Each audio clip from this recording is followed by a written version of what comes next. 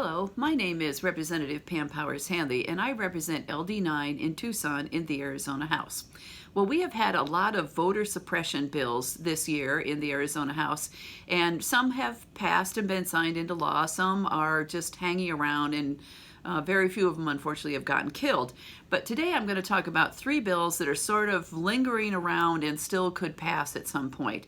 The first one is SB 1154. Now, this is the one that would change the primary election day from the end of August to the beginning of August.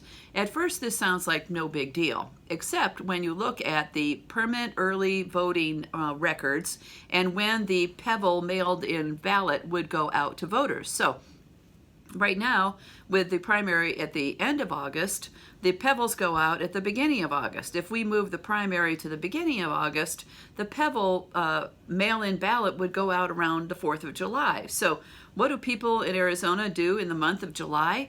They go on vacation. I think that this change in the primary date would dramatically decrease the voter turnout in the state of Arizona, and therefore it would help incumbents. And so I think it is a bad idea. I also think it would help candidates who have more money and an army of volunteers, because we'd be collecting our signatures while we're still in session. So if you have a lot of paid volunteers, you'd be good to go. Other people, who knows? So I don't think it's a good idea to suppress the primary turnout with this bill.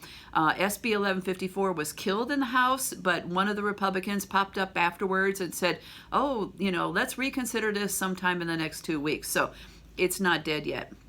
The other two bills that I think hurt permanent early voting and perhaps voter turnout would be SB 1188. This is the one that makes it easier for the Secretary of State and the county recorders to knock people off the PEVL, the permanent early voting record, if they don't vote often enough.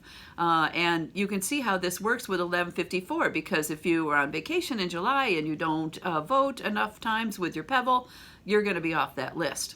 Lastly, there is HB 2139. I think this also helps incumbents. This is the bill that lets us keep our political signs on the streets longer. I know how much the people of Tucson hate the signs, and I hate this bill. So 1188 passed the Senate, but is stalled in the House. 2139 passed the House, but it's stalled in the Senate. So all three of these could pass or not, and I'm hoping they don't pass.